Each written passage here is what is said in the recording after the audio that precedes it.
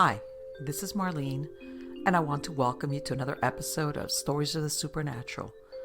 Whether you're watching a video or listening to a podcast, please like and subscribe to us so that you can get notification of when a new show is released. Links to videos or MP3 files can be found on MiamiGhostChronicles.com. Go to MarlenePardo.com for information on new book releases. I narrate several podcast series that can be found on major podcast platforms and can also be listened to via Alexa, Sonos, and other home systems. Look for Supernatural Storytime for scary storytelling, Nightshade Diary for classic horror and adventure stories, Stories of the Supernatural for interviews with different guests on the show. If you want to get noteworthy news about the paranormal world, true crime, conspiracy stories, and anything that is just plain weird, you can visit Strange Than Fiction Stories tab at MiamiGhostChronicles.com or find us on Blogspot. I want to thank you for being part of my audience, and I think you are all wonderful.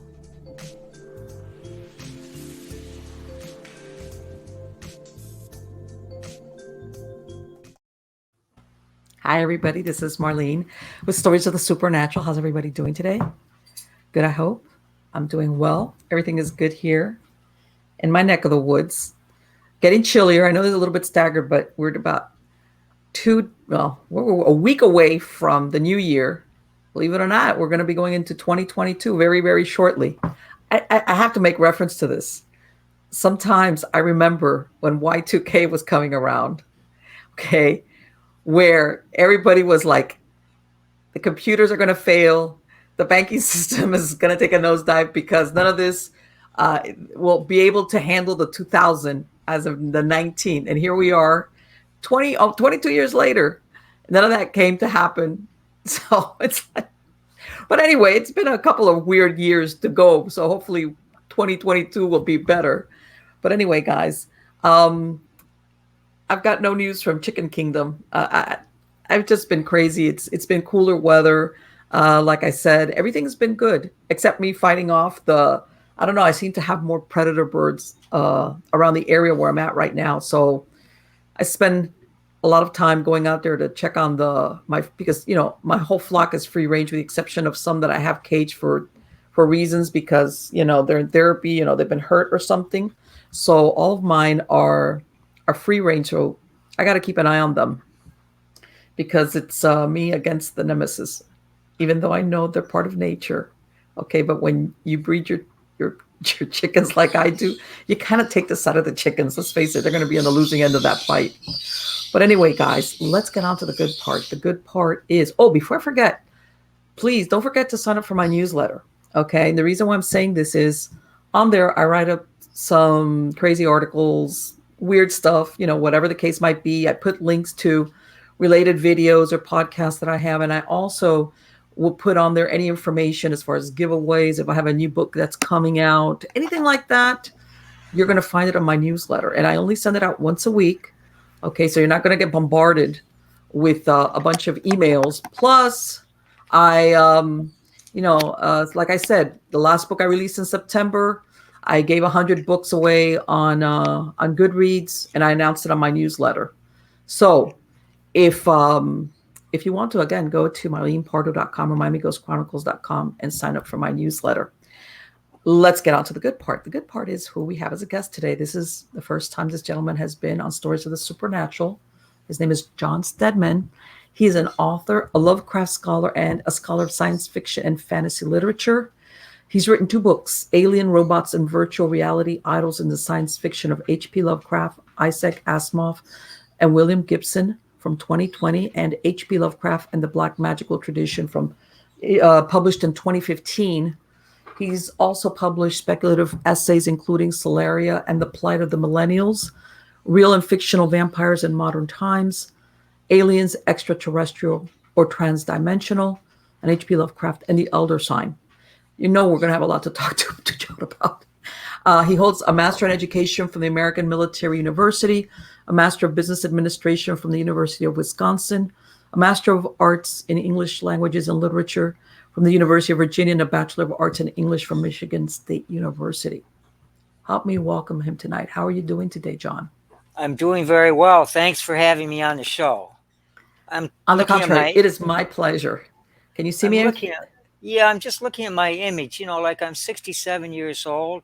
When I was in graduate school, like this was like in the 90s, I was one of the most gorgeous looking men that you ever saw in your life. And look, Uh-huh. I mean, look what happens to people over time, I mean, all my beauty's just faded away now. And there's no escaping it, I'm telling you. I know, but it's terrible. I was absolutely in the 80s and the 90s. I was absolutely gorgeous. But I got a good family. My daughter's 24 now, and she's prettier than I was when I was her age. So that's consolation. I am a scholar, and I have written Hmm. books. So this is a big dream of mine to be a professional writer.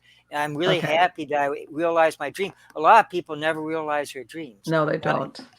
Can I plug him just for a minute, just since you were talking about, Absolutely. and then Yes, of course. yeah, we'll talk about anything else here. Let's get a Sure, sure. light. Go right ahead. Okay, this Nope. light There stuff. you go. Okay, here it is. This is a mouthful, The Aliens, Robots, and Virtual Reality Idols. It's a real mouthful of a title, but I kept playing around with different ways to do it, like maybe break it up into a subtitle, and I Didn't couldn't. work. This kind of just stayed in my mind, so I did it this way. And then Okay. this one here is the one where I look at H.P. Lovecraft's influence on the black magical systems, So this was my first book. So it's been Okay. fun writing these. I've got a third one that I'm shopping around right now. This one's going to be an interesting one. It's a little bit Okay. more political. It's going to be a study of H.P. Lovecraft's racism. Right. Lovecraft, Yes. he was a terrible, terribly violent, vitriolic white supremacist and racist. But And you what know what? It's like, I want to say it, he was, but it's like, isn't it funny though? People don't realize that sometimes genius is coupled with undesirable traits. I hate to that say it, but there it Yes, is. but what's interesting about, the more I delved into the field of that particular aspect of Lovecraft, I realized that he uses his racism and his privilege and his white fragility, which I call white fragility. He uses Hmm. all that very cold-bloodedly and creatively to actually accomplish two purposes. One, he wanted to argue that Western civilization was in decline, and that the main reason for that was not only unrestrained immigration, but also hybrids, miscegnation, in other Yes. words, between Yes. blacks and whites and other races, and that was weakening and would eventually bring down Western civilization. In his earlier fiction, he has a narrative, the racist narrative I call it the miscegnation narrative, where he actually deals with that issue and he tries to convince his readers that it's a danger. It's a danger to the white race. And then his second goal was to actually argue that slavery is fully justified. Like in his major tales, he's got all these extraterrestrial and transdimensional aliens that are superior to mankind, and they're all slaveholders. And Yes. what he's arguing indirectly in those stories is that if it's good enough, if slavery as an institution is good enough for extraterrestrial entities, they're actually superior to us in terms of intellect and everything Right. else. Yeah. Even though in his stories, humans end up being the slaves, We're the, the slaves. The name of yeah. that third book is Cosmic Slave Masters and the Plantation Planet. The plantation Hmm. planet is Earth, planet Earth, and we're the slaves. So Yes. he says it's totally justified for them to enslave white Anglo-Saxons because they're superior to him. So he's got some subtle agendas in his stories, and I explore that in full detail. At the end of that book, you're gonna if you like Lovecraft, you're gonna like him a little bit less. And if you hate Well, and you know Lovecraft, what? you're What gonna was that hate him. word he liked to use a lot? Swarthy. Yeah, you know? swarthy. Yeah, but Yeah. it's actually the definitive book on the topic, and I'm shopping around right now, so that's been kind of fun for me too, working on Yeah. that one. But Yeah. it might be a That's tough the sell. thing. People don't realize that people are three dimensional in the sense that it's not all good or not all bad. People are a mix. And sometimes, I mean, when you read his stories, considering that really he didn't have anything to, he was just going out there and his imagination, like, Well, in his day and age, of course, he was writing in the 1920s. There yeah. was such a thing as systemic racism in the 1920s. It was like most white people back then were racist to a certain extent. Lovecraft was just a very extreme example, and I explain why he ended up being the kind of racist he was. It's a really interesting study. It might be a hard sell because a lot of people are trying to misread Lovecraft. A lot of the kind of, I call them woke academics, what they're doing, they know they can't cancel Lovecraft because he's uncancelable. But what they want to argue that he was actually tortured. He had tortured self-awareness of being a racist. And he was trying to purge himself of it. Yeah, that's not true.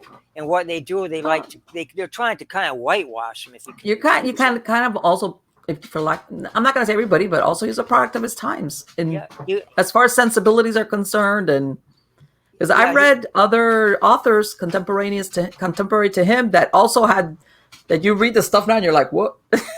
well, you'll understand if you read that book. You'll understand where it came from, why it was so violent, and how he used it creatively. And I'm hoping that I'll be able to sell this book, but it's a very politically charged book, and some people just might not go for it, So I'm going to test the water, but I don't want to talk about that. I want to Well, no, answer. but anyway, but you know what? I'm glad you mentioned that because it is, a lot of people like they bring that up about Lovecraft, but when you go into the other part, his imagination with developing the Cthulhu mythos, that whole Miskatonic, that whole realm that he had going, that other people kind of stood on his shoulders, and sometimes, after he died, kind of like used his world.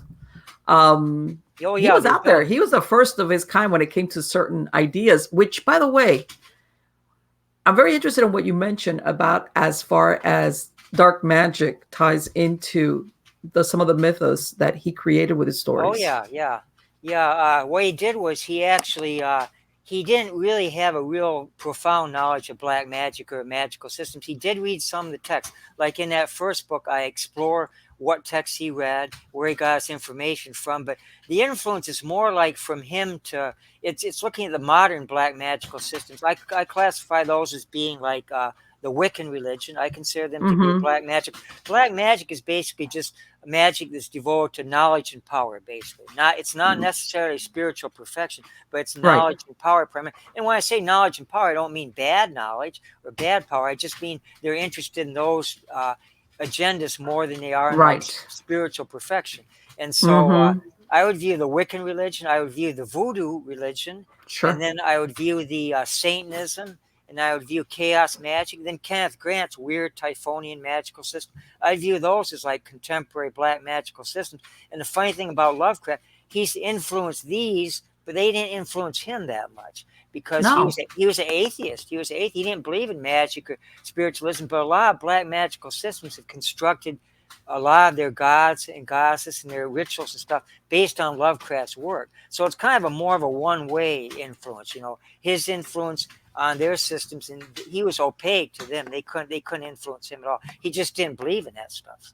Right. And Right. It wasn't like he was drawing anything from those magical beliefs or those he was rituals or just trying to sell stories. He was trying Oh to sell yeah, stories that make. which unfortunately he didn't get any really true recognition until after he died. Was when Oh, he really when he died, he thought he was a failure. He never yeah got a book into print. He thought he was a complete failure, that he wouldn't be remembered after life. Luckily, he had people that really loved him when he died, like his good friend August Derleth, who learned actually yes founded the Arkham House publishers to actually for the sole purpose of getting Lovecraft into hardcover books. So you could say that August Derleth kind of rescued Lovecraft. Who knows? We might not be having this conversation today if Lovecraft hadn't been saved by August Derleth and then by yes scholars in the 70s. He might have just been buried in the old copies of Weird Tales magazine. Nobody would read mm-hmm. him. And I might not. I'm making a pretty good little living here writing these books about Lovecraft. I wouldn't be doing that now if it wasn't for August Derleth. I So might not. what got you interested in Well, Lovecraft? what happened when I was young, I was always interested in magic and occultism. And I Mm-hmm. was always interested in horror stories, ghost stories, things like that. And I just discovered Lovecraft by accident. I'd been looking for this book for a long time. And I finally found it. It's this book here. I'm going to hold it up. I don't know if you can see, Okay, HP see of the that thing. color out of space The color and out of others. space, and it's got like this flaming skull kind of thing. Mm-hmm. I went to this one bookstore. It was called Read More Books, and I saw that book there with that skull on it. And I always was on the lookout for horror stories, horror tales. And I saw that book, and I said, "Boy, a book that has a cover like that must have some really good stories." And I was only like in middle school when I first discovered Lovecraft, so I bought the book. I remember going up to school. I used to like reading in the playground of the old elementary school that I went to because it was really peaceful there. I was sitting there reading. It was a beautiful summer day, and I read the first story, which was A Color Out of Space. And I swear that I was so terrified when I read that story. I mean, it was a hot, warm day, and I'm sitting there, and there's chills going up and down my spine. It was so scary. So I was hooked on Lovecraft after that point, and I liked him as much as I liked any kind of horror writer. And I'm Mm-hmm. a scholar on them. But I always stayed in touch with Lovecraft. Then when I got a little older, I realized that Lovecraft, there's more profound things going on in Lovecraft than just finding complicated ways to make us be scared. He had Right. very important agendas in his work. And so I started studying him more from a serious standpoint, but I never lost that initial attraction and love that I had for Lovecraft when I was in middle school. I mean, that always stays with me. Every time I read one of his stories, no matter what age I reach, no matter how sophisticated or deeply I delve into his works. No, he's quite some of his concepts, the ideas that he had. When you look at them, you're like, wow, this was written 100 years ago or 90 years ago. That's incredible. Where he was just drawing on different ideas as far as how can I say? Well, he was a real scholar of science in his time, and a lot of his stories are up to par, like with contemporary cutting edge quantum Oh, physics. there we go. I think we Used. came back. Did we Yeah, come back? yeah. So Yeah, he's we're about very to come back. sophisticated. He's very sophisticated in Let's terms of see. his. Oh, are we all right? Are you there, John? Because I I'm see you having I'm trouble. right here. Can you hear Oh, me? okay. There we go. There we Okay. go. Yeah, Yeah. he has very sophisticated view of the cosmos, and he's very sophisticated when it comes to like philosophical ideas. In fact, I'm Mm-hmm. going to be touching upon that. I touched upon it a little bit in the Aliens Robots book, but I'm going to touch on that a little bit more. I got this racism book put to bed, so to speak, now, so I'm going to be working on that. But Lovecraft had some very serious purposes that he wanted to accomplish. One, he wanted to give an accurate view of how he thought the cosmos was and its eventual destiny. He wanted to talk about the nature of reality, which is where the quantum Mm-hmm. physics comes in. He wanted to all talk about the problem of human perception. And then finally, he wanted to talk about what exactly do we mean by being human. So these are all important philosophical, metaphysical, and scientific questions, and he dealt with those in his works. So I'm going to be dealing with that in a lot more detail now that I've finished that other book. I want to study that a little bit. I just touched upon some of those themes in that second book and the first one too, but I'm going to delve into that very deeply. Yeah. No, the people that understand that there's, once you get into some of his stories, um, he even if you go into, I mean, he just threw out the Adam and Eve kind of origins of man, and he made his own like origins of Yeah, man yeah. or whatever, like, well, the hybrids, like you said, and he just went out He was there. he was a complete nihilist. He didn't believe that Uh-huh. man there was any real purpose in mankind. He felt that mankind's existence on this planet is going to be very brief, and he viewed Yes. it as humankind being. I mean, humankind is just kind of their days are numbered. Basically, it's a malefic cosmos. It's not sympathetic to Oh, humans at all. yes. We're not the center of anything. There aren't any gods to protect us. Our day is going to be very small, and then we're going to be wiped out. We're going to be replaced by a more resilient or stronger, more robust species. So, his stuff, if you actually delve too deeply into it, it can be very depressing. It can be there's no hope in it at Right. all. There's Yeah. If you no hope. escaped, it was purely by your wits. Yeah, It yeah, wasn't like you but said, you had like God intercede on your behalf and save you.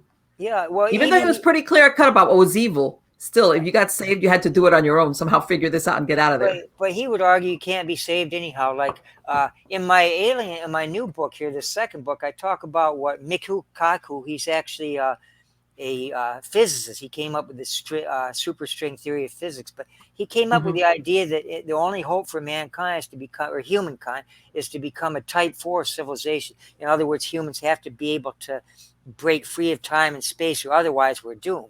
I mean, it's the big bang, and then the big crunch. So eventually, our little universe is going to be destroyed unless we can free ourselves from the bounds of time and space.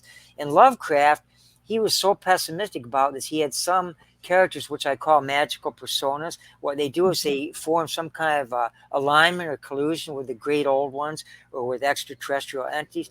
but it doesn't help them in the end. Usually, Oh if no, it always works. It always they have to pay at the end. yeah, one of the themes of that book, that second book, is that all three of those authors, Asimov, Lovecraft, and Gibson, they all have a view of their view of what a Type 4 civilization is, where you become kind of a superhuman, Homo sapien plus, I call it.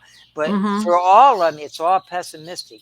They share all that in common. No matter what humans do, it's just not going to work out for them. Like in Asimov, the robots try and make it easy for humans, but they end up proposing something called Galaxia as opposed to Galaxy, where it's a groupthink kind of thing. The humans Right. here left aren't really humans at all. They're kind of like just mindless zombie-like things, where they all think the same, do the same thing. And then as for Gibson, Gibson views like 80% of humankind being killed by something called the jackpot in the near future.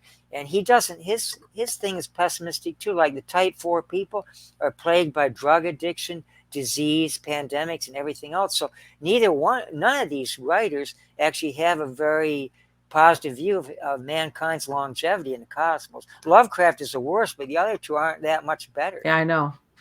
Let me ask you about Asimov, because when you read Asimov, you always, how his robots and his stories, they how do they They're, well, either they're, they're sentient or well, human what, beings want to make them sentient. How's that? Well, what they did, the robots developed something called the positronic brain. And what it is, it's actually real artificial intelligence. A lot of the scientists today talk about artificial intelligence, and we don't have artificial intelligence yet because there has to be some form of intelligence. I mean, you can program a robot to clean your room or whatever, and you can say Mm-hmm. that it's artificially intelligent, but it's really not unless it can actually think for itself. And we just don't have that yet. In Asimov's things, the robots actually are artificially intelligent.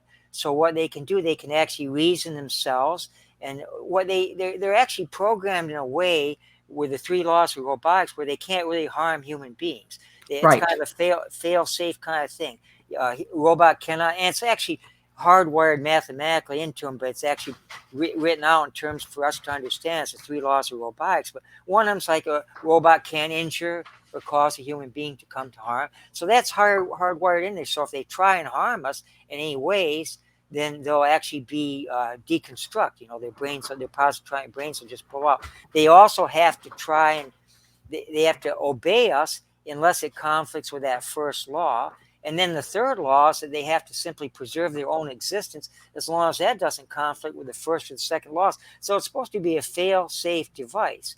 But what I argue in my book is that uh, the robots find ways around the three laws, and Right. That's what I'm thinking. they find ways, and what they do I talk about this, but one humaniform robot and then one humanoid robot, they actually find a way to create something called the Xeroth Law, which is a zero law, where they're viewing humankind in terms of abstract humankind as opposed to individual humans. And by Mm-hmm. doing that, this is what the worst dictators have done in history. What they do, Yes. they say, "Oh, we don't care what happens to individual human beings because it's for the good of all of humanity." Right. That's what Hitler said. We've Yeah. got to exterminate the Jews because it's good for all humanity.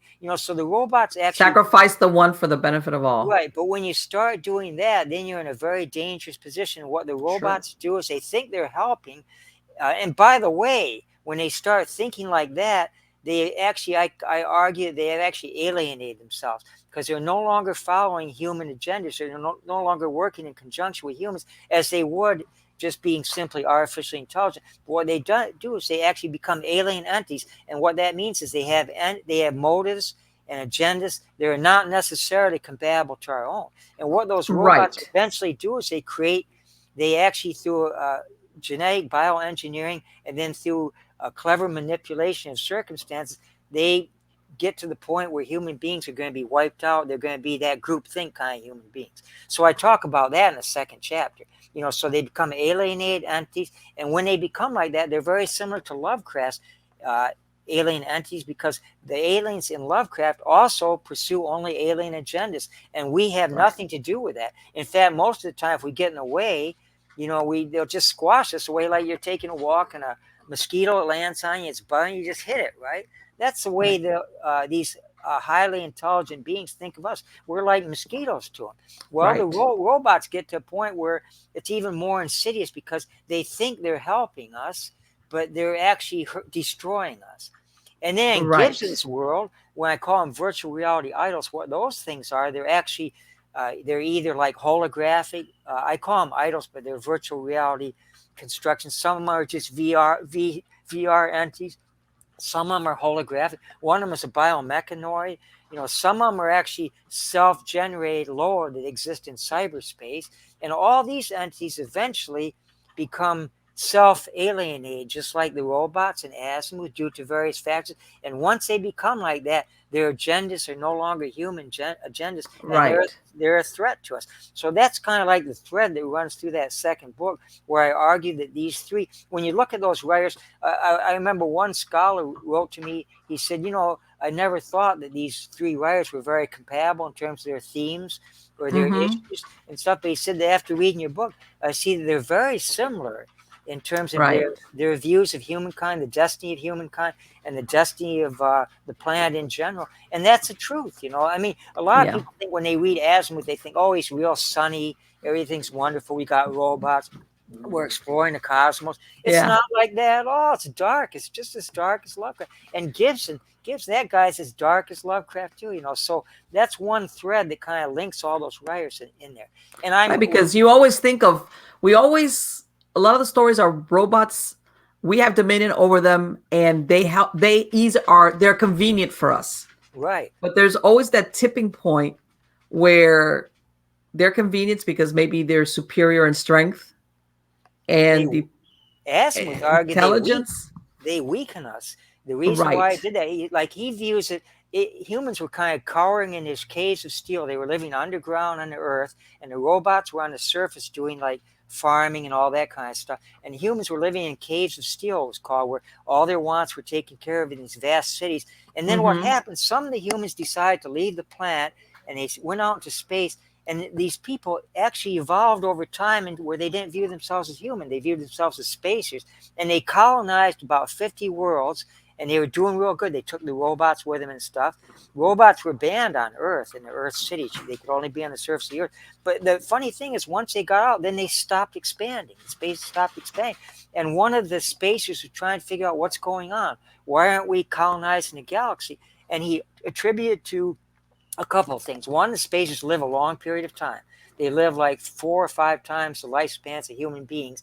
And what Mm-hmm. that does is that makes them very complacent. They've been living so long, they want to continue living. And then secondly, because they live so long, they have a chance to do things that a short-lived human being can't do. Like, for instance, like a scientist, he can only go so far, but then he dies, right? So other Exactly. scientists have to come along and pick up where he left off. And that's slowly how we progress, how technology develops.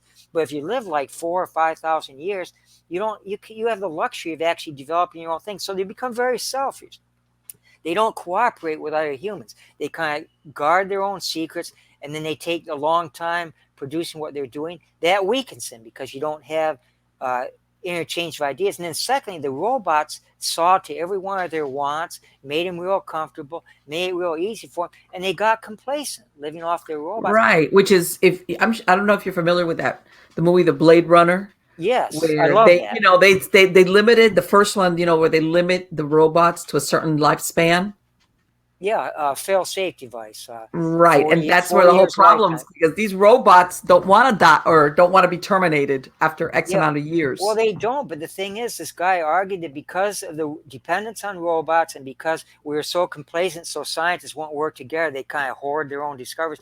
Civilization wasn't advancing; it was stagnating, and that was as far as they were going to go. And so, what he did, he was one of the spacers, but he advocated for laying the humans back on the earth to get out into the cosmos. See, the spacers were holding a stranglehold on humans. They didn't want them out there exploring the cosmos, but eventually that was lifted, and then humans started pushing beyond the spacers. And then in one of his later things, the spacers are completely forgotten. Robots are completely forgotten, and humans are colonizing the universe. But the reason why they can do that is because they're short-lived, so they work together with other people. They don't have robots making it easy for them, so they have to do their own Right. work. They're And self-reliant, in other words. yeah, and then they've got the willpower and the strength and the determination and discipline to actually keep going, keep moving humans forward. So it's It's fascinating almost like stuff. a cautionary tale. Don't They're depend on they're robots. they're all cautionary tales, but the robots in the final future of Asimov, they're completely forgotten. Nobody even knows what a robot is. But those Right. robots, those two that I talked about before, they're long living. They're the ones that kept working on the group think galaxy idea behind the scenes. So Because it's I think actually. that there's a difference between using robotics, as in when humans, like I say, I don't, in the movie, I think it was it one or two of Alien, Oh where yeah, one of the characters, Ripley, she gets inside like a robotic, it's basically like to lift up weights, stuff that you couldn't do by yourself. yeah. But it She has has to fight. absolutely no computer. It's driven by, buttons. Yeah, it's like an exoskeleton. An But exoskeleton, which is yeah, great. giant. You don't have But to worry about. she had to get in it because she had to fight the alien. She's just a little Yes. human But that human kind of woman. robotics, I think, are great. But I understand now, as far as the other, which is like, even though you said that's not truly artificial intelligence, it's, well, so far what we've got is attempts at artificial intelligence. Yeah, where we're Um, gonna get. Where it's gonna come from. It's gonna be like in Azimuth when they artificially intelligent things finally become alienated entities. It's all due to accident or chance. It'll be a trick in the programming or something yes. like that. It's chance. I think the artificial intelligence will develop, but I don't think it's something we can program. I studied robotics and artificial intelligence, and they approach it basically from two angles. One, the top-down approach, and All right. what the top-down approach is, you just put a bunch of junk into its brain, and then Mm-hmm. you keep hoping that all that junk will coalesce until it actually becomes intelligent.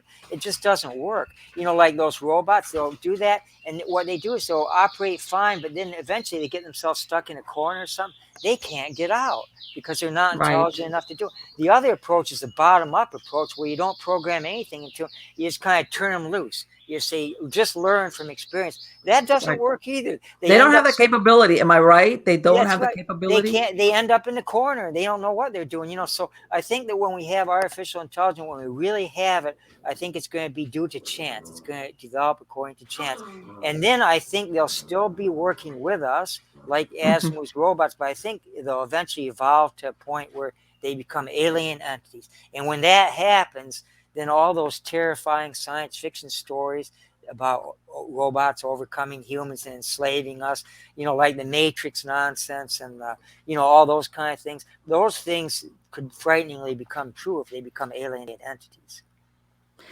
Yeah, by the time we figure out we're going to get the short end of the stick, it's too late. But it doesn't matter. Lovecraft says, like, I think about 16,000 CE or so, humans are going to be long gone from the planet. We're going to be replaced by a more robust species, a race of beetles, telepathic beetles, giant beetles. And so we're gone. That's way before the big crunch happens.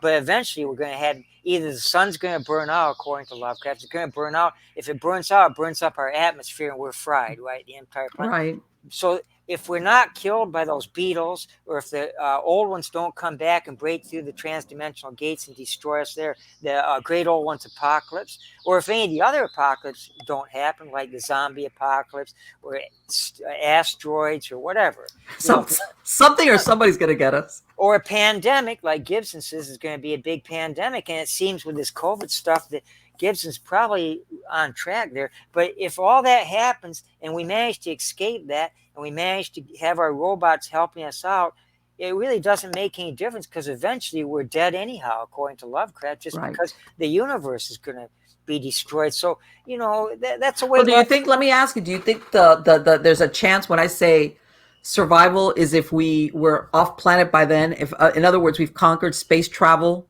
where, That might help. Yes, that would help us from some of the things like the sun burning up. If we were on the planet Mars, Mars is farther away from the sun than we are. So if we Mhm. could colonize Mars, that'd buy us a little time. But what we really have to do, and this is something Lovecraft didn't believe we could do, we have to free ourselves from the intolerable bondage of space and time. In other words, we have to get out of our own space-time continuum, and our whole universe here, as much of it as we know it from the solar system, but we don't really know past the solar system whether the space-time continuum continues. But in order for it to guarantee for sure that we're going to be escape extinction like that, we have to transcend space and time. And this is something that that physicist I was talking about. And in the final chapters of in the final chapter of each three of my sections of that second book, I talk about the Type 4 civilization and things that we might want to do. But those writers, unfortunately, didn't believe it was possible for us to do it. I'm keeping my fingers crossed. I'm being optimistic about. There are Right. people that are working. A lot of people aren't working. Look what we're doing on Earth today, for God's sake. Are we looking Yes. out at the provide? No. You know what we're doing? We're looking at race wars, baiting Oh, races against each other, baiting genders against each other. That's what we're doing on this stupid planet. yes. Well, we've Terrorism got going bigger on. problems than that. Even though we've got, what is it? Elon Musk and Jeff Bezos giving people tours into outer space. Yeah, well, Elon Musk actually represents a good chance. He's actually working toward colonizing Mars, and he's got some really good ideas. But basically, we don't have a space program like we used to do in the old days. No, we don't. Let me ask And you. I'm going to ask you what you think, John. Why do you think we've never gone back to the moon? it kind of like people lost interest in it for something. I don't know where it is, but nowadays people really aren't interested in that stuff anymore. And I I don't don't. know. To me, I was like, I mean, I remember we went to the moon and it was it. It was okay. We went there. All right, pick up Yeah, let's go. back when that happened, I thought there was going to be the first step, one small step for mankind, that Yeah, nonsense, right? But I was hoping that we would consider like colonize. Now they've sent some probes out to Mars and stuff like that, which is great and everything, but it looks like they just kind of knocked the stuffing out of people's ideas to escape the planet and to colonize other planets. And I really don't know why that is, but we're so human centric. We're so focused on our human concerns right now, and it's very hard. It's actually what's happening in the world right now is actually detrimental to humankind in general, I think. well, of course, because I think it pulls us away from, how can I say, the challenge of, like what you said. Um, can we do what interdimensional travel as a way to go around? You But know. we need people working on it. And what are Oh, they of doing? course, And of what are they doing? course. You know what I think it is? I was trying to think about that. A lot of these people have lost sight of believing in something outside of themselves, which is bad. Some Yes. people say that the reason why our civilization might be in trouble is because people don't believe in God anymore. It might not be that specifically, but you gotta believe in something Sure. larger than yourself. You have to work for that. And if you hook into something like that, then you've got certain good qualities. You've got morality, you've got Mm-hmm. decency, you've got nice, Sure. you've got happiness. But a lot of these people today, a lot of the kind of more Marxist oriented people, they don't believe in anything except No, big they don't. government. And what big Yes. government seems to be is just like forcing people to follow or fall into line, and They then don't rich. want they don't want, how can I say, original thinkers. They want people just mindlessly falling in. They want people they can control, and they want to be Yes. at the top. But when they get to the top, they're not bettering humankind. They're just bettering themselves. Right. Being rich, making money, that's not going to be, and pitting humans against humans, and this insistent preoccupation with race and stuff. It's Well, if you're not. trying to control the multitudes, though, that usually works really well. That's, I think, the reason why they're going so hard at it is because they're the end result is not what you're saying, as in, um, okay, yeah, I understand society has rules, so that's the lubricant that makes society work, so that we all get together and, and kind of like, everything works. But always there wasn't that, the aim wasn't totally control everybody all the time about everything. And then of No. course you had all your different people that came forward, original thinkers in different fields, whatever it was, and you let them flourish. And hopefully, either the government or a university would give them money to go forward. Because nowadays, like you said, Elon Musk, he's a multi-billionaire. Before, you had these people who were very geniuses, and they wouldn't have had the money to fund. No, um the government should have been funding them, but for some right. reason, the government doesn't actually foster or nurture original thinking or genius at all, and it's too No, bad. no. And then they actively try and suppress it. If there's an Yes. original Yeah. thinker and they don't agree with, they actually try to suppress it. Yes. Yes. That's not the way for humankind to advance. But I don't know how we can reverse the trend. I Well, the really thing don't. is, this is that once upon a time, it was like, when people do brainstorming, that they say Yes, just throw ideas out there as no, that doesn't matter if they sound wild. But I think a lot of times they stop that. You're going to have people that come up with ideas of inventions or whatever, and some of them are not going to fly. They're going to, but amongst all those tries, you're going to come up with these ideas, there's got to be a these breakthrough free. ideas There's got to be a that, free marketplace of ideas. yes, that even go against the There's norm, what's there's believed. Yeah, they shouldn't. But the thing that bothers me, I wouldn't mind it so much, but the people that are fostering these things, they don't seem to believe in anything. They No, don't they seem to don't. believe in anything. They This is don't. why I like talking to somebody like you. I've been on a lot of shows where Hmm. people are favoring like magical thinking or magical studies and stuff. I like these kind of things because at least you believe in something outside of yourself, and it Yes. ennobles you. You've got something you believe outside. And I think that for us to advance to a type 4 civilization, we have to have a combination of science. Science is looking a lot like magic these days, but so it is. It is. Yeah. But science, we have to have, it has to it has to conjoin with what we used to term magical thinking and the creativity in that regard. And they have to kind of fuse together in order for it to actually move forward creatively. And unfortunately, there aren't too many people that are No. involved in trying to do that right now. No. And how can I say? I believe in science as far as facts and being able to produce a model where you can replicate whatever it is that you're trying to, your methodology, whatever. But let's face it, there has to be some. Once upon a time, you talked about flying, and that would sounded like magical thinking. In other words, if you never made the jump from that magical thinking into science, it would never have gone. You talk to somebody about a man flying, like as in an airplane, and that was magic. That was like Yes, it you was. could have been Yes, it burned at the was. stake for your troubles. Yes. And Um, they have their way of burning people at the stake now, although it's called canceling rather than just letting them oh die. heck yeah, that's it. You will be like flushed down the Yeah, toilet why? of forget. Why? Why do you have Yes, to be canceled? I don't understand. I I don't. don't I understand it don't either. understand why it's like, hey, that's your idea. If it's crazy, Yeah, whatever. There you it sh- go. it should everything should be up for discussion at least, or thinking about. There should be freedom to do that, and our Yes. freedoms in that regard are being kind of stifled a little bit. And I don't know.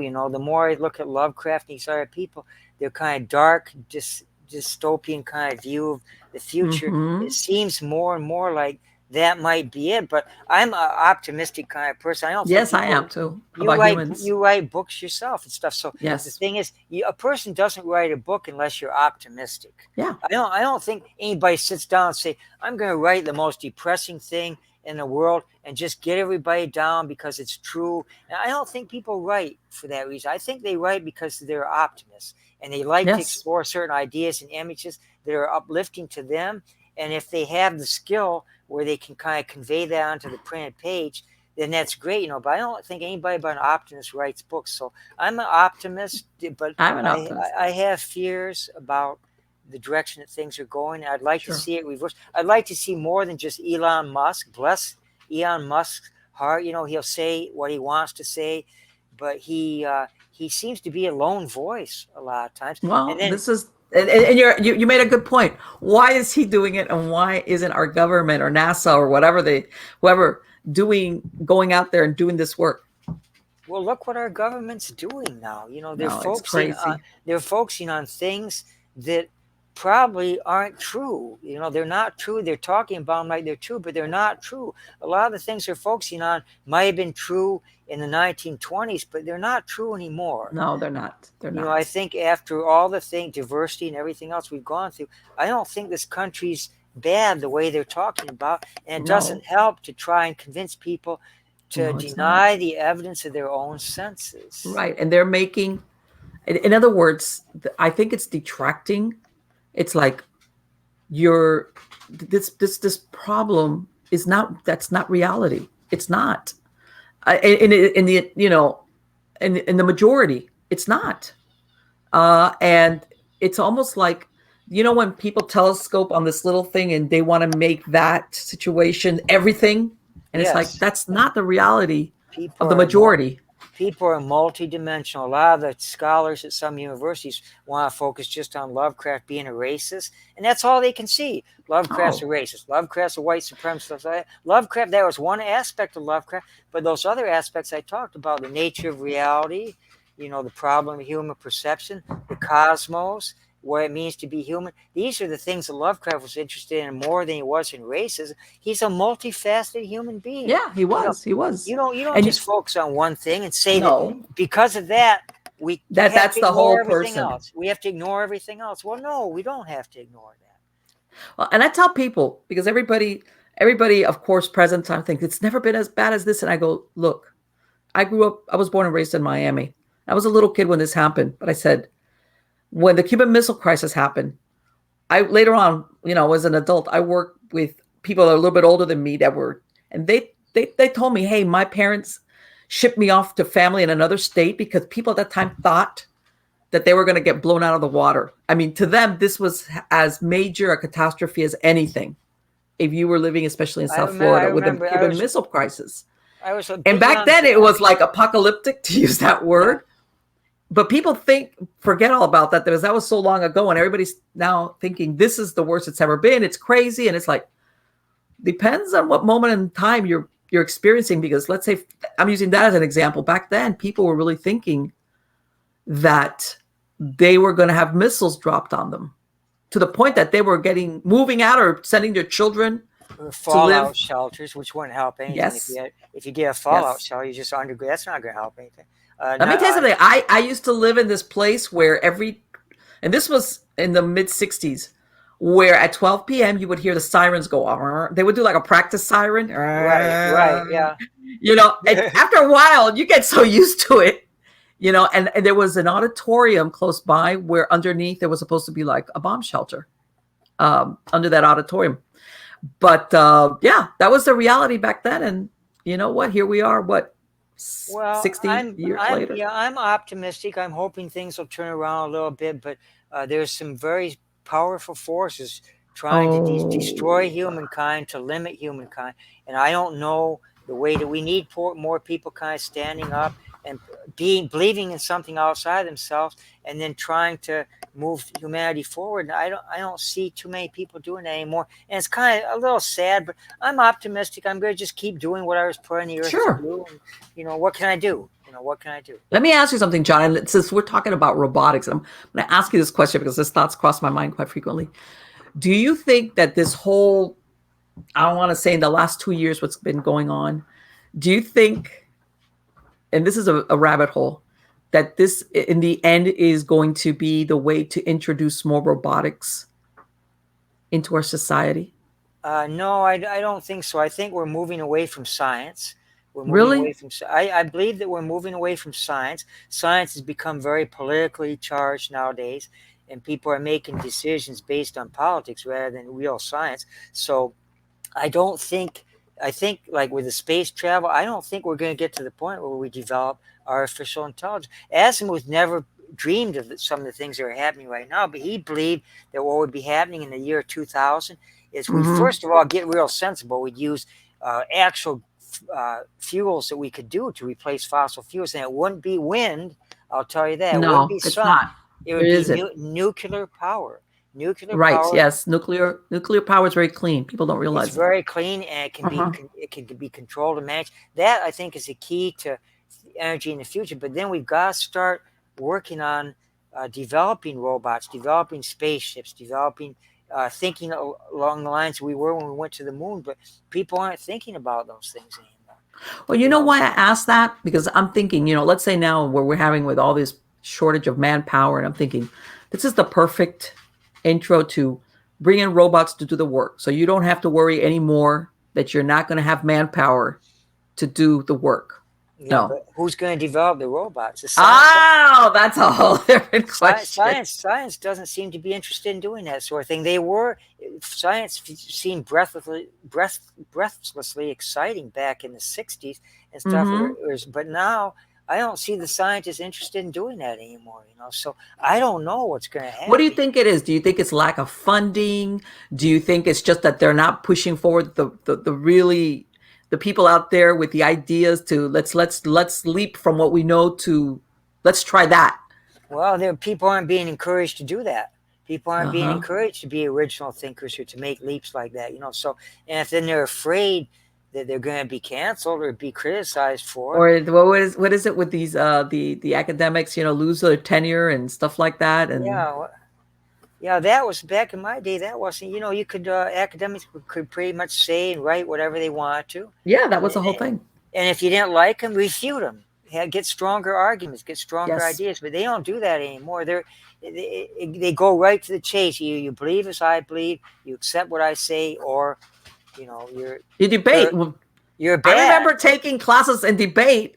Yeah, This was one of the things where you argue something, not as in people have the wrong idea when you use the word argument, as in argue, yeah, like but now that does. I don't know. I don't know. I'm going to just do the best I can. People like Elon Musk do. We're all doing the best we can, and who can say what's going to happen in the future? I'm just going to be optimistic about because I think that there's a genuine element in the human person, the human spirit, the will, whatever Hmm. you want to call. I think that might ultimately be. Uh, the key toward moving in that direction, blending science and religion. But people have got to believe in things besides themselves.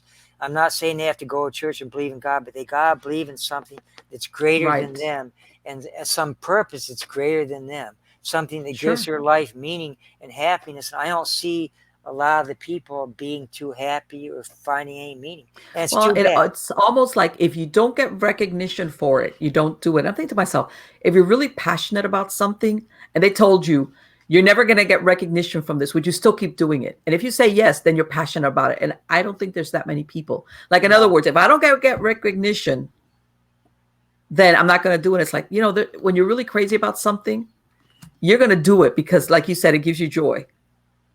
That's right. And it's like, okay, if I get recognition, fine. If I don't, I don't care. I'm still gonna do this because Well, this is what makes me happy.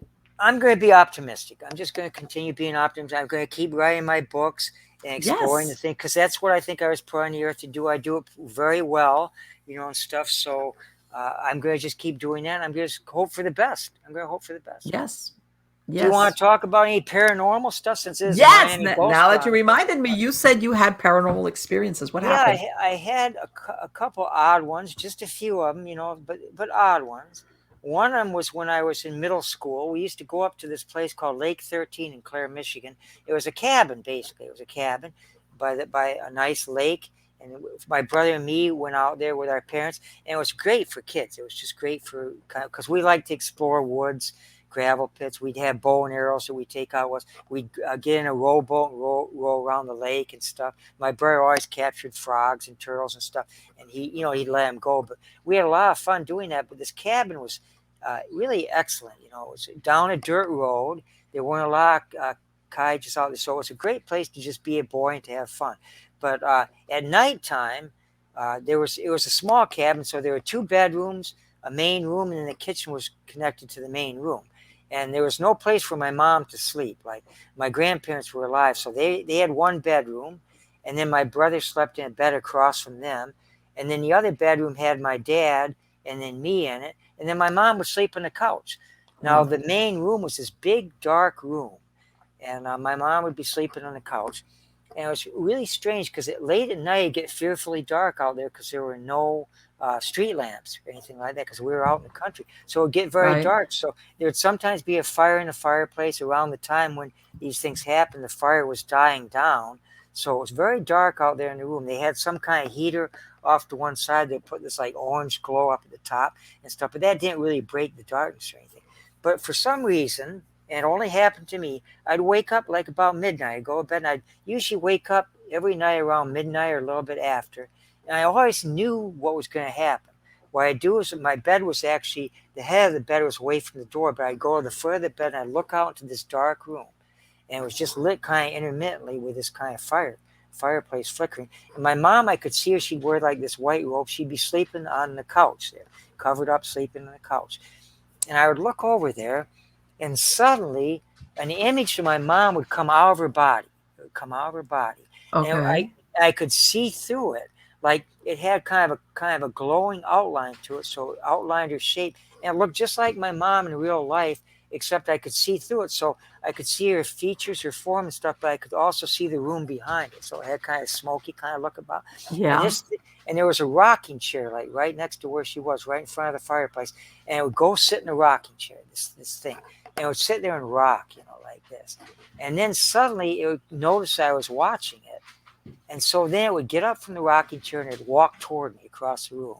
And I'd feel like shivers down my spine. I could still see my mom's body in the bed, but this thing was walking and it would put its arms out like this, and it'd be kind of beckoning toward me, inviting me to come out there. And then it would walk to about the middle of the room and it would disappear. And then it would be back in the Wow. rocking. It would be back in the rocking chair. It would do the same thing over and over again as long as I wanted to watch it. And it used to really give me the creeps. One time, I couldn't resist it. I had to get up. Now, I got out of bed. I was absolutely terrified. I could feel all my hair standing up and back. And I was trembling, but I had to get out there and see what this thing was. So I actually walked out to meet it when it was walking toward me. And the closer I got to it, I was getting closer and the hands were out. And it had the weirdest expression on its face. It was on my mom's face, but it had kind of an evil look in the face. I've never seen that Okay. look like that on my mother's face before. And what was weird, when I walked toward it, I'd almost be at the point where I could touch it and it would disappear. It'd be back in the Okay. rocking chair. And then I just kept going. I kept walking toward the rocking chair. I reached my hand out, I was sitting in the rocking chair. And right when I reached my hand out to touch the rocking chair, it was gone and the rocking chair had stopped.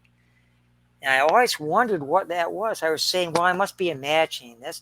And so I said, this is the way kind of reasoning I did when I was a little kid. I said, if I changed place with my brother, because my brother's bedroom was facing in a different angle until he could see the rocking chair, but it was facing like off to the left a little bit. I said, if this is my imagination, you know, uh, if there's something really there, then it should walk toward me wherever I'm at. If it's just if it's or I can't remember what my reasoning was, but I somehow thought that if it actually continued walking in that direction toward my bedroom, that would be real, because it wasn't Okay. coming toward me. But if it came toward me in my new sleeping in a new bed, then it was all in my head. It was just coming directly Okay. toward. That was my reasoning. I don't know if that's logical reasoning or not, but Yeah. that was my reasoning. So I changed beds with my brother. My brother, by the way, slept like a log, never woke up. I would always wake up every night. It was like it was a show for me personally to see. So Uh-huh. I was in the bed. I woke up at the usual time, and it was out there rocking, and it was really weird because it got up and started walking toward the center of the room. And what it did is it kept walking past my line of vision, and I could see it from the side. And so I assumed that because of that, that it was actually some kind of empirically existing thing, whatever, whether Okay. it was an astral body or whatever. I never did find out what that thing was. And I never told my mom anything about it because I was afraid it would scare her, that she would think it's a primitive. Did you ever see it outside of the cabin? Or was I it never, only at the cabin? it was only in that rocking chair, it was only in the cabin. And That so is so we interesting. sold it a long time ago. I couldn't resist. I actually took the rocking chair home. It's in my basement of this house right now, but I've never gone downstairs to see if there's any phenomena. But it's been like, I mean, good heavens, my daughter's 24 right now, and so that was like back in the 1960s. So that's certainly Okay. enough years to knock any kind of the tomfoolery out of a rocking chair. You'd be So surprised though. I don't know, but that was my experience there. And then I had another experience one time, and I wrote about this one in that essay, the Real and Fictional Vampires. I was sleeping Mm-hmm. one time, and I woke up, and there were these dark figures by the side of my bed for some reason, and they were just kind of huddled all together. And I was half asleep. I didn't really know what to do. I wasn't really scared of them, but I didn't like the fact I didn't want to roll over and go to sleep with these dark figures next to me. So I put my hand up and I drew a pentagram, kind of an earth Okay. pentagram. I could Uh-huh. when I did magic, I could actually visualize so well that I could like trace pentagrams or hexagrams or whatever in the Right. air. I could actually see them. They'd be glowing in Okay. color. So I traced up a pentagram, and it was bright yellow in color. So I had this pentagram. I traced it up there. I was kind of half asleep. I was just laying there, and I traced the pentagram, and then I pushed it like this, and the pentagram went out and it dispersed all the black figures. And then for some reason, I felt comfortable enough, so I just went to sleep again. I don't know Were what they that. was it the outline? Were they hooded or you couldn't tell? I could. They were different. They were darker than the dark room, so they were. And I Okay. could see they were roughly humanoid in shape, but that's all I could Hmm. make out. I couldn't see any features or anything like that. But I felt vaguely menaced by them because they were all kind of clustered toward the bed. Do you remember what you were working on at that time? No, I don't. This was before I'd published my first book, so this had to have been like in. Oh no, actually, it was after I published it because that article was published after I published my first book. This was around 2016, possibly So this 2000. was when you were working after you published the one The, about the the vampires. first book. Yeah. Well, no, I wrote the vampire essay, and then I remember that incident, and I talked about real vampires, and I put that in the book along with some of the other things I talked about as a personal experience. And so you once you did that, that was the end of that. No more, no more dark I never figures. saw it again. I assume those things were like some kind of psychic vampire or something. I think paranormal things are like forms of energy, very subtle forms of energy. And I think what Hmm. happens is the human mind, they interacts with them, and that they don't really take form unless the mind gives them a form to take. A lot of times people don't really know what they're seeing, but then they grab at something they've heard about, like they'll see something and it probably doesn't look like that, but the human mind has to give it an image because we have to humanize things. We're human centric. Sure. We have to, and so they'll say, ah, well, and then they'll suddenly see it as a dog with glowing eyes, or they'll see it like maybe they've read about a haunted house and they had a Right. mortuary down there and they looked at pictures of a guy that ran the mortuary. And so the mind will take those pictures, Yeah, and just give it. it'll give Yeah, it we that want to. We form. want that. Let me ask you That's, that essay about vampires. When you were saying real, what was that about? Did you do well, what? it was a Like you said, study. psychic vampires or Yeah, well, vampires in the that was a traditional part about, sense? yeah. Well, I talked first about the fictional vampires and about how Mm-hmm. the first argument in the first part of the essay, it was only like a 10-page essay, but the first part I argued the vampires, even in Dracula and stuff like that, they're very intangible. They're not but fully bodied. They're very intangible. And then after I kind of went through some literary works that kind of picture the vampire in that way. And then I shift focus to real vampires. I was reading Constantinos. Do you know who the author Constantinos? He wrote like Nocturnal Witchcraft and Mm-hmm. Nocturnicon and books like that. And he also wrote a book about vampires. The Vampires, the Occult Truth, I think it was called. Did one about werewolves too. But he was writing about psychic vampires. And so I was reading that, and I've studied vampires anyhow, and they have the concept of the psychic vampire, where it's just some form of energy, and it's left behind, and it's trying to survive. And the way that it survives, it siphons off psychic energy. It's not Okay. blood, but it's psychic energy from sleeping people and stuff like that. And so I figured that these things were that I saw, and I worked that in toward the end. These things that I saw were like Okay. some form of psychic vamp. I don't know, I don't know what they Right. were, but they were all dark and stuff. But I drove them away. But of course, I don't think I drove them away because they believed that pentagrams can drive them away any more than I believe that the cross and a priest throwing holy water is going to drive away a demon because he believes. And I believe that the reason why he drive away because the person that's doing it actually believes it's going to do I it. was gonna say the one that needs to believe it is you, or That's right. the originator. Yeah, so it's very possible those psychic vampires came as a result of some of the studies that I've been making. I don't Mm-hmm. know. I don't know why I would be visited by psychic vampires, anything, but I just handled it. And I was under no illusion at the time that I was actually in the presence of real entities that looked like that. I was in the presence of things that my mind had created based on some subtle form of energy that I really find it very hard to analyze what exactly it is. Well, they've discovered all these deviant burials in these very older cemeteries where people were buried a certain way because basically pinning them to the earth because at that time people thought of the traditional vampire that would, come back from the dead Right.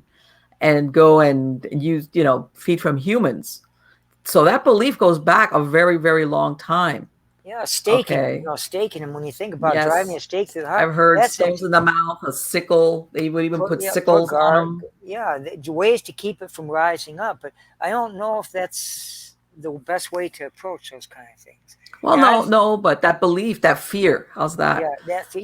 but I believe that the mind is so powerful that it can create these kind of things. I've never actually had any experience. I went into a haunted house one time. A friend of mine does ghost hunting one time. Mm-hmm. I went along with him, and he has all these. When he goes here, he's real susceptible to influences. I think he just kind of half deludes himself into seeing things or feeling something cold. But for some reason, when I go into a place like that, it's the places are suddenly stone cold. There's nothing there.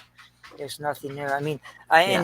one person said, well, it's because you're real strong-willed. Well, I am strong-willed, admittedly so, Yes. but I don't know, I think it's because I don't really need the pentagrams. I just got a real strong mind, and they can't really obsess me. But I don't know. I haven't really empirically studied these things, so I don't know what they are. Well, What do you but believe it or not, that those are the best traits for somebody who's going to do research or whatever into the paranormal or supernatural.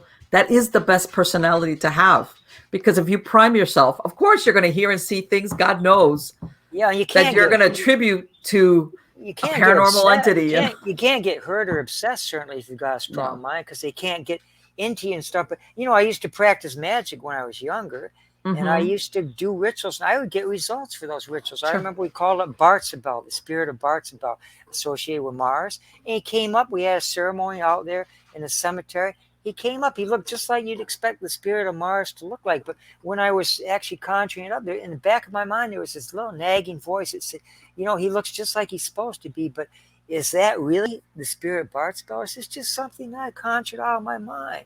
And I Well, in other couldn't words, what you're saying is he manifested the way you thought he would look like. exactly, because I Okay. read what we had the ritual set up the way we're supposed to. We had the pentacles, the kind of Mm-hmm. symbols for Bartzabel. We had red drape for Mars. We had iron. We were using iron stuff, and we were using all the accoutrements necessary. They're associated with that. I saw pictures of Bartzabel and stuff, and that's why I think I just conjured. I couldn't believe that he was real, and when I started thinking that, it went away immediately.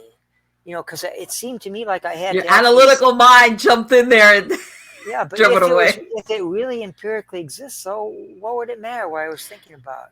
Now, let me ask you something. Like in all magical traditions, regardless of who or how, what invocation you do to whom or how, really isn't it always driven by intent or how strong your intent is as far as results are concerned? Because Yeah, you but said it worked.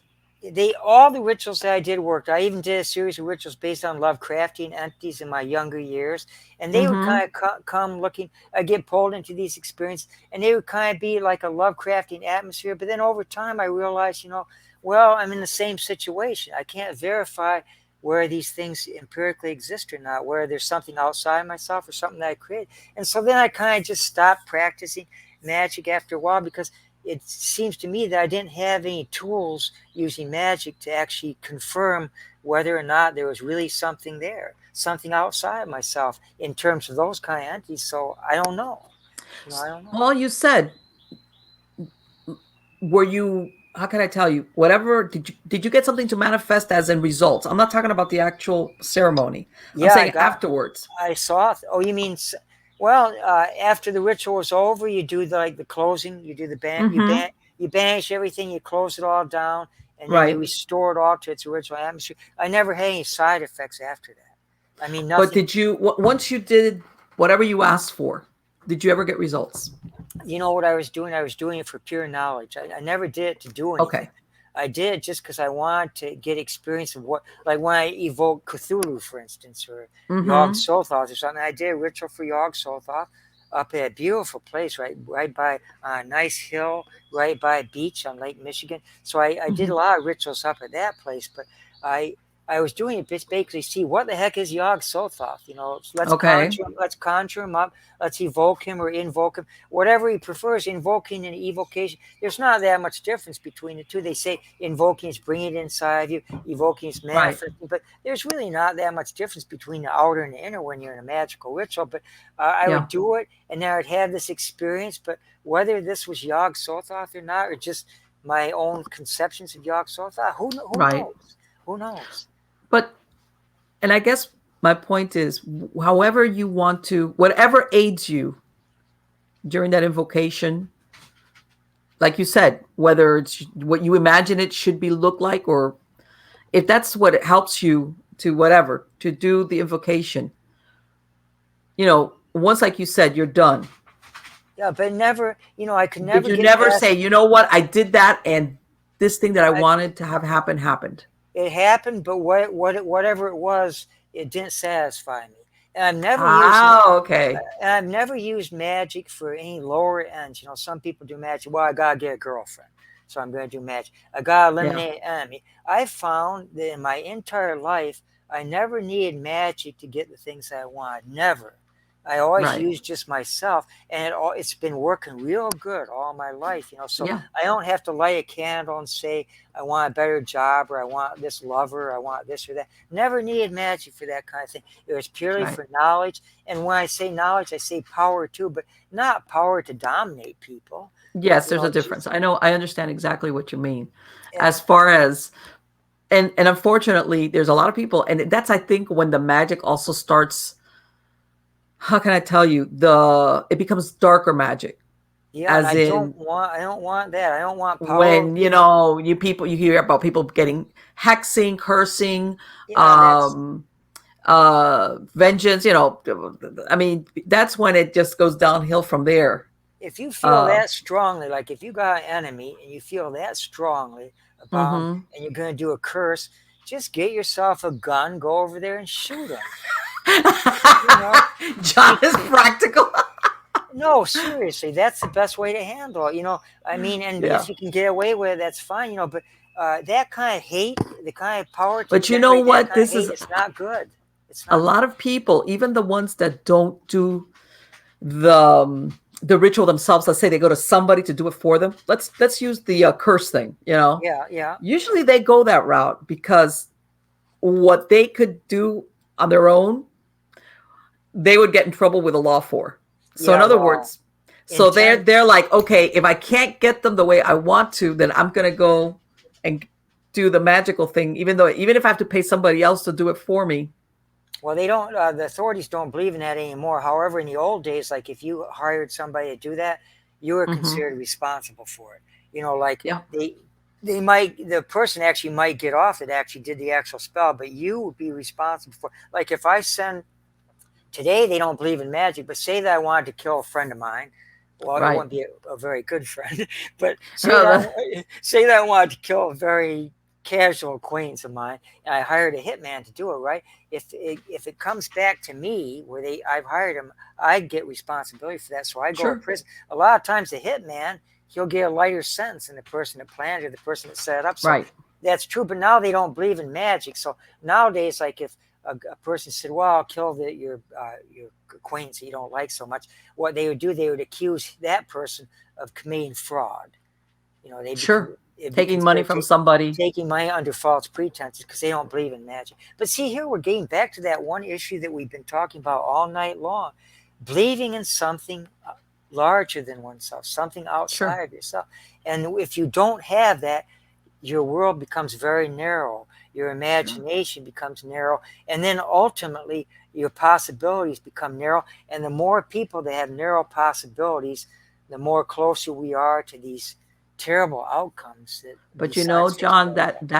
that mindset usually is driven by people who live in fear all the time. Fear and just bitterness. Just Bitterness, some yeah, fear, people are bitterness. I mean, just fear has a place. It's like if it's going to save you from danger, yay, fear. But when people live in systemic fear all the time, all the time. then that's when you narrow your imagination. You become very self-centered because I'm afraid all the time. You're angry And then because you don't like you I say, show me how angry you are, and I'll tell you how scared you are. Yeah, and you know what? They don't want other people to have fun. It's like they're Oh thinking, oh, no, somewhere out there, some people are having a good time. what's that They're misery having, loves company thing? yeah, but then they don't. It's not enough that they want to get together with other people that are miserable like them, but they want to ruin it for Oh no, you. They but that's want to that's say, the way it no, you is. can't do that. That's wrong. You're this or Yeah, you're that. That's no, I that's don't like that's. this. See, once upon a time, people like that wouldn't have the power to do stuff like that. If they were just unhappy, well, hey, and yeah, they could be cranky, and yeah, but that's as far as it could get. They could tell you off or tell you get off my lawn, or unhappy people. Once But upon now a that's time. changed. That's You've said changed. that several times. Once upon a time. I hope that once upon a time, Yeah, I hope people start moving toward that thing again. I'm going to be optimistic about. I'm good. I've of been course, that talking is the about best thing. I've been talking about Lovecraft and Asimov and Gibson. I love reading these guys. I did derive great. I just great delight reading these people. But when I start thinking about the darker aspects, it kind of taints my optimism a little bit. So I'm just not going to do that. I'm just not going to do that Well, right now. Ron, even when you read, let's say, Lovecraft, a lot of the things, even though he invented this pantheon of the older gods or whatever, he still delineated them as being evil. You understand? And, you had your hero who, well, sometimes the hero got it, They but all in other got it. words, The yeah, ones that were in collusion with him, like I know. Charles Dexter Ward was a victim. He got it. Joseph Yeah. Kerwin, who actually allied himself with Yog Sothoth, he got it Yeah. before Charles Dexter Ward. Everybody gets it. Everybody gets it Yeah. in the end. That's why I love Lovecraft. But you know what? I just love the guy. It's just fun to read this stuff. I like the New England atmosphere and stuff, and it's part of my Yes. childhood. Asimov is a little bit more positive, but then when you get down to it, he's pretty dark too. Gibson's always dark, but I just love this kind of stuff. I just love Yeah, reading it. I don't And blame you. But you know what? Isn't it great to be interested in stuff like that? I think that a lot of people when I now, write these things, this is optimistic. This book is yeah, optimistic. It'll get you thinking about different type, or get you thinking about like such concepts of what if space and time are okay. actually the Let me ask you same. something. How long ago did Asmoff write those stories? How many years ago Oh, that he was? He'd been writing probably since the late 50s or so, Okay. but he peaked like during the 80s, it's late 70s and 80s, but he was still writing in the 90s. And then unfortunately, he died of complications due to AIDS. He had a blood transfusion. He Oh had wow.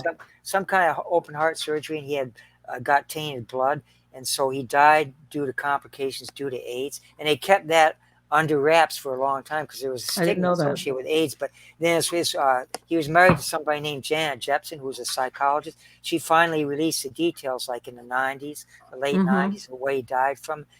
But he was writing. He's probably one of the most prolific writers ever. But My thing is, he was giving these ideas. He was producing these stories. What, 50 years ahead of its time as far as robotics and oh yeah, we haven't got there yet. Same with Gibson too. Gibson's got these holographic. He's got one, Idora, her name is, which means idol. That's where I got the idea to call them virtual reality idols. But she's holographic and she's artificially intelligent. Now in Japan, we see holographic performers now, like Hatsune Miku, a performer that's a total hologram. People can go and watch her at a concert. She's just a glowing, beautiful woman, and she sings and stuff. But Gibson predicted artificial intelligence. Hatsune Miku is not artificially intelligent yet. And the same with Asimov. He predicted these robots, positronic robots, but their predictions have not come true yet because the technology that we have now, it's not up there yet. It's not. well, I want to say, now that you said Japan, I want to say, was it last year or 2019? They had a robot they call artificial intelligence basically as a religion, as a religious leader in a church or a Yeah, temple. I'm sorry, in Japan. That was like, right. that's Yeah, that's they kind of have an that. oxymoron there. Well, they love their robots and their holographic things in Japan and stuff. I've seen facsimiles of human beings. People can marry these things. There are certain men that can be married. Yeah, I know. I've heard of that. It's like, Hatsune man, Miku is actually married to. You get a certificate, you pay a certain amount of money, and you're being married to him and stuff like that. But the only problem is that big problem they haven't got around. These things are not artificially intelligent. They're yeah. programmed so they can be very clever. Like Google's very clever, right? I once asked Google. I'm pretty prevalent on Google now. I have a little knowledge panel because I've written 2 books now and everything. So I like to keep track of all my media and stuff like that on Google. But one time Uh-huh. I had one of those Google things where you say like, "Hey Google," and then you ask it a question. I loved asking about myself because then it would tell me that who I was and stuff. I thought that was kind of cool. But I asked it one time. I said, "Google, are you alive?" And it had an answer that was real clever. It said, "Well, I think that I'm alive." And it had this I forget what its exact words were, but that's not artificially intelligent. What happened is they just Yeah. anticipated somebody answering the question, and then they programmed in a Yeah. lot of response. And the same thing with Hatsune Miku and all the rest of them, and the robots that they have now in Japan. They have ones that they can be your lover too. You can have a robot that looks Yes. like a facsimile human being, but it's not artificially intelligent. Yeah. So, It's finite as far as its response.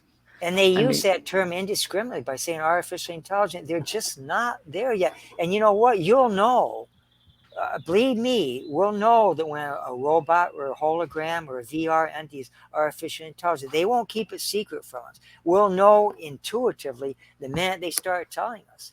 They Do say, you think that they're ever going to come up? Let's animal human hybrids, or do you think that the genetics they're oh yeah, yeah, yeah, but we got a problem yet. We got to master the gene. We're not there yet fully in terms of technology. Yeah, we've right? got to have complete mastery of genetic technology to the point where like we could prolong our life. Like it'd be great for me reaching my age. That I could have a complete all my organs in my body could be grown in a they could be in a refrigerator. Right. Anytime something wears out, I just simply replace it so I could prolong my. I got cancer in my lungs, take them Yep. out, put in, and you know what? Those would be lungs here based on my DNA. So Right. then There's it's no just rejection. my lungs. The trickiest thing will be the nervous system because the whole lifeblood of human beings, not the brain, not the heart, but it's actually the nervous system where the electronical synapses that keep everything going together. That would be the Right. most difficult thing. But if they can actually reach genetic technology to such a point where you can actually regenerate parts of your body, keep them on ice, and then regenerate a whole central nervous system, you got Hmm. something going. I could live for like 3,000 years. Yes, I think we'll have that before we have artificial intelligence. I think the artificial intelligence, So basically, you're talking about cloning. yeah, I'm talking about cloning. I guess you'd call it cloning. I don't know if I like the term cloning Well, so. when I say cloning, I mean um, Yeah, it was like what was it? God, what's that magazine in the '90s that was that had to do with science? God, I can't remember what the name of it is. what was it called? I Starts with an remember O. Wait, it'll come to me in a minute. Omni magazine. Omni. I Omni. remember back in the '90s they did an article about cloning. The idea was that they were saying cloning a human body, a human being. Okay, take out the part of the brain that basically gives it self-awareness. In other words, only leave enough so that the body will function, respiration, and basically use that body for organ harvesting. And I thought it was pretty horrible. I don't know if that was me just being, but it was like, Well, God. William Gibson's predicted the use of peripherals, which are actually humanoid things that, like, you can actually transfer your. It's kind of like, remember the movie Avatar? Yes, right, right, Yeah, yes. it's like that kind of thing, but it's a little bit more sophisticated than that. So I think we'll have things like that. They'll actually have humanoid bodies that we can change consciousness. That's not quite the same thing. I think that when we get master the genetics so well, where we can do the central nervous system, I think that we can actually prolong our lives by having duplicate parts and maybe a complete duplicate body where we can just transfer our consciousness. So I think that'll be more possible, but it still begs the whole question because, like, if we have that kind of thing, it's still transfer of what we've got here into something else. It's not the development of actual intelligence. No. So I think that artificial intelligence is going to come along a little bit later. And I think, like I said before, it's going to be an accident. I don't know how it's going to happen, but it's going to be an accident. And when it happens, we'll know it because whatever becomes artificially intelligent, it's going to let us know. It's going Well, to let us know. there's a series. I don't even know if it's. I saw it a couple of years ago on Netflix called Altered Carbon, which basically your consciousness or your awareness is slipped like in a disc into the back of your brain, like you said. But the way it works is if you have a lot of money, you get a nice body, a great body, and if you don't, you get whatever body you can get. Science fiction movies, they deal with those themes, and it's always like Now, let me something's ask going to you. try and take over. Something's You going to said try and you take over. pointed out if they ever develop that technology, what you said, which is basically life extension, Right. because I don't think that's. I'm. This is. I don't want to be a pessimist because I'm an optimist, but still, I think that the majority of the No, population is not going to have access to that science. yeah, remember there's been some films that dealt with that. There was that one film, Matt Damon was in it, where the people were left on Earth and the people were living off world. Yes. They had the Yes. cure to all these diseases, but they wouldn't share it with anybody Right. on the Earth Exactly. at all. Science fiction movies love to do that. Like they like to view it as being out of control and stuff like that. I'm not so sure that is what would happen in the future because why would they do like that? Like if they developed the technology, they went to off world, would they be such bitter, hateful people? They do that, or they won't want it, or they would share. I would say that if they evolved to the point where they had that kind of technology, their humanity would perhaps evolve. You're hoping their humanity I'm would kick in and say, I'm an well, we optimist. can't.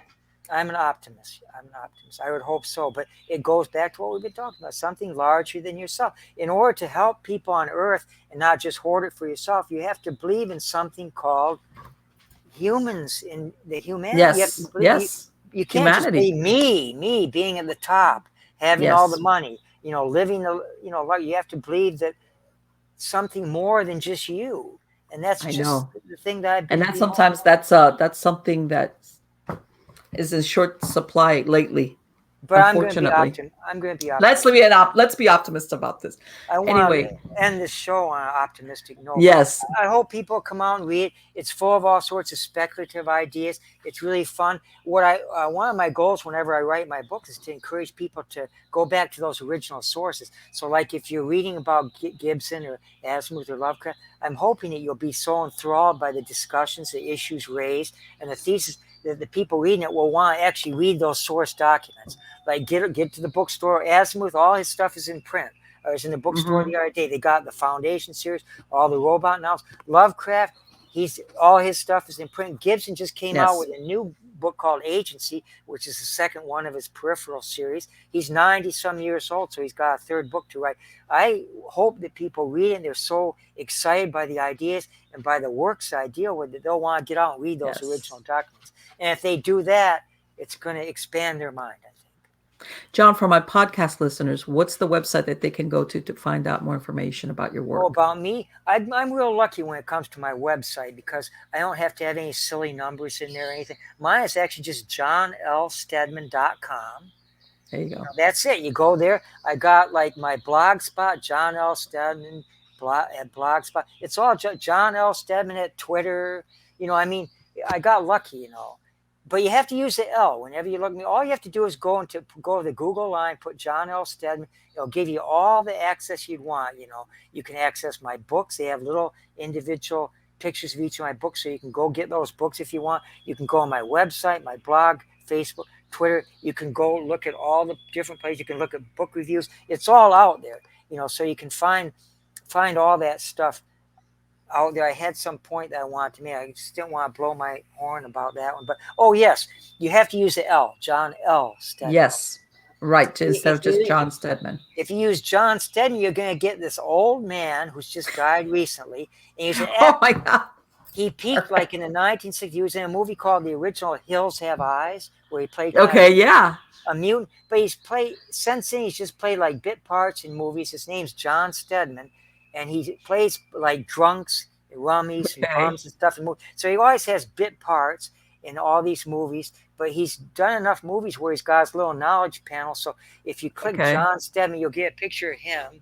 And it irritated me a little bit for a while because I wanted to just dominate John Steadman. But I always use the John L. Steadman. So you have to use the L and stuff like that until I become more important than John Steadman. And you eclipse him. Yeah, until I eclipse him. But I don't want to eclipse him here because I'm sure he was a very nice old man. He made his mark. He's considered an authority figure. There's a lot. It's really funny because some of these secondary characters are more well known. People sometimes don't know their name, but I know that guy. He's been in a bunch of movies. Well, I got a friend that his last name is, he has a different last name, but he thought he'd get a cooler name. By the way, if you're going to actually write something or do something, use your own name. Always Yeah, use I your own name. do. You know why? Don't change your name because, like, say later on in life, you're my age, and some old girlfriend of yours or somebody that knew you in high school I wonder how John L. Steadman's doing. I wonder if he made it. And then if you use your own name, they'll say, "Oh my God, he really did make it." And then they're going to feel like I never made it. But if you change your name, they're never going to find it. So then they're going to always be hoping you say, "Well, at least I didn't fail like that John L. Steadman character, right?" But I had a friend. He changed his last name to Isaac, and he thought that'd Uh-huh. be real. He thought it'd be real cool, right? He's got a website. He writes classical music. So Frederick Isaac, that's his name, right? And what happened is, unfortunately, there's a Isaac Neville Chamberlain, who's actually prime minister to South Africa or something. So he can't get his own knowledge. Knowledge panels are those little panels that come up. Yeah. Like Uh-huh. you probably have one yourself because you've written several books and you have podcasts and stuff. So you probably have one up there too. But he can't get his own knowledge panel. Like it'll come up sometimes, but then every once in a while it'll be replaced by Neville. Neville. He goes to the politician. Yeah, well, he's more famous and stuff. His Yeah, of stuff is in course. black and white too and stuff. So I'm really glad that I decided to keep it John L. Steadman. I was thinking of picking a more cool name, like when I did the first book, a magical kind of name and stuff. But my editor said no. She said, keep your own name. She said, you'll regret it later. She said, the only time you use a pseudonym is when you got a really terrible name like Seymour Butts or something. That was the example. That was the example she gave. She said, Yeah. only use the pseudonym if your name is so bad. It's like, yeah, we got to save you from that name. Yeah, but I'm lucky. So John L. Steadman, all they have to do is type that. And if people want to get copies of my books, that's great because I get royalty payments from that. I do have that business degree, and also I pay attention to things like, the bottom line. They talk. Yeah, very important in life. The bottom line. You have to keep the lights on, but also you have to kind of ensure that you can go out to the sushi restaurant every 2 weeks. Because my daughter's a big fan of sushi. She usually takes me out to it, but real sushi is not inexpensive. So I gotta keep those royalty payments coming in. But seriously, they're really fun reading. They're easy to understand, jargon free, and very fun to read. They're all fun. I always gear them in mind. I don't write for academics. A lot of academics like my stuff. I got a lot of endorsements from academics for this new one. In fact, I got a really good review from the Journal of Science Fiction Studies, which is the premier science fiction journal in the whole United States. Okay. It's with DeRay University in Pennsylvania. So I think it's Pennsylvania. So I get good reviews. I have some got some endorsements, some real good high-ranked academic stuff, but I write for just regular people that just like a fun book to read, a juicy book full of images, speculations, and just things to hold on to, things to just get excited about. I write for everybody, so it's for everybody. And I got to stop blowing my horn. This is horrible.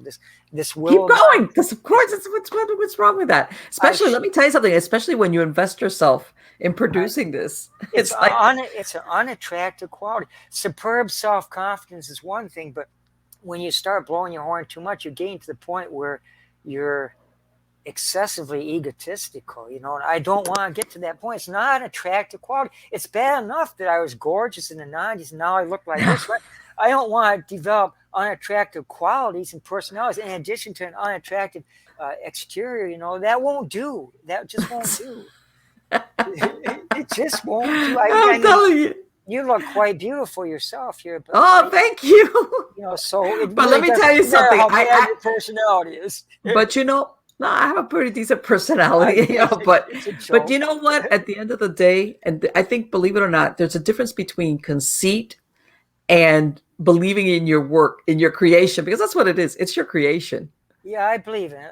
I'm very happy with my life. I've realized all my dreams. I have a daughter that's 10 times more beautiful than I was. My wife is 20 years younger. So, life has been kind to me and stuff, but I remember those days in the 90s where I was just so gorgeous. All the women. But you know what? It comes for all of us. Nobody gets spared. I'm sorry. I don't care. You can nip and tuck and Botox your way out of for a few years, but I dated also. Oh, that was beautiful. I got the full benefit of being young and beautiful. I can look back. You know what? Some people never get. Some people are young and they're never beautiful, though. yeah. Some of them wait. They'll say, "Well, I'd rather be intelligent," stuff like that. And then suddenly they turn around. They're 70 years old. Say, "What the hell was I doing? What was I thinking? Why didn't I get out there?" It's like too late now.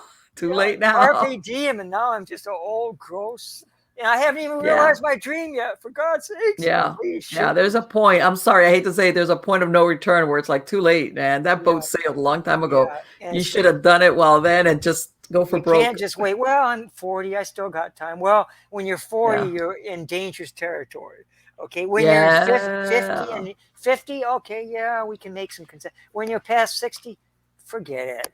Forget it. Find see, that's what I'm saying, though. If you lived your life the way you wanted to when you were younger, when you get there, you're like, that was great, but I had my good times that I could look back on. I'm glad that everything came together, because when I was younger, I wasn't as good of a writer. So at least I realized my dream. I'm at the peak of my thing. I've got a third book coming out. So at least I've done that at a time where I can really appreciate it. So that's why I'm optimistic. I'm a pretty happy guy. I'm Let me very ask you, happy. just because I know, do you have a fourth book percolating? Yes, I do. The fourth book, I'm going to study H.P. Lovecraft's magical persona, a character that he uses to answer those 4 questions I talked about before. And it's going to Mm-hmm. be a multi-author study because he was heavily influenced by Edgar Allan Poe. So I'm Yes. going to look at the title of that one's going to be H.P. Lovecraft's magical persona, from Poe, Hawthorne, that's Nathaniel Hawthorne, and M.R. James to the Cthulhu mythos. And Okay. the first part, I'm going to look at the writings of 3 people that influenced Lovecraft heavily in his conception of the magical persona. In the second part, my books are usually triple. Like this second one was part 1, 2, and 3 also. And this one's going to be part 2. It's going to look at Lovecraft. I'm going to look at 7 works where he creates the magical persona based on inspired by these other writers, and then he takes it into new directions to actually deal with those issues I was talking about. And then the third part is going to be the post-Lovecraftian, where I look at after Lovecraft's death, how the Cthulhu mythos evolved using that Mm-hmm. same magical persona. And then finally, my last chapter is on Ray Bradbury, who doesn't get enough Okay. analysis. But I love Ray Bradbury, he the was early Bradbury, especially.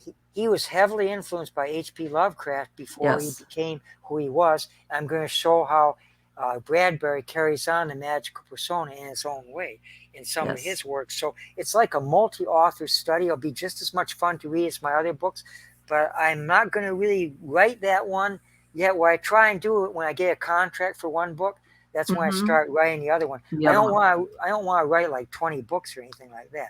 So Right. I wait until, and it's a business. I got that MBA in accounting and finance, so it's that business aspect of me where sell a product, make more, sell a Right. product, make more. So I don't want to get too ahead of myself. I don't want to be sitting in a warehouse with like 20 books and Right. I'm not selling anything. I've had a lot of good luck. I sold both of those publishing companies are really reputable, good ones. I got a lot of mileage in that first one. The second one, we kind of hurt a little bit by COVID, but now Mm-hmm. that's uplifting. I have interviews. I'm going to be doing some signings and stuff like Okay. that.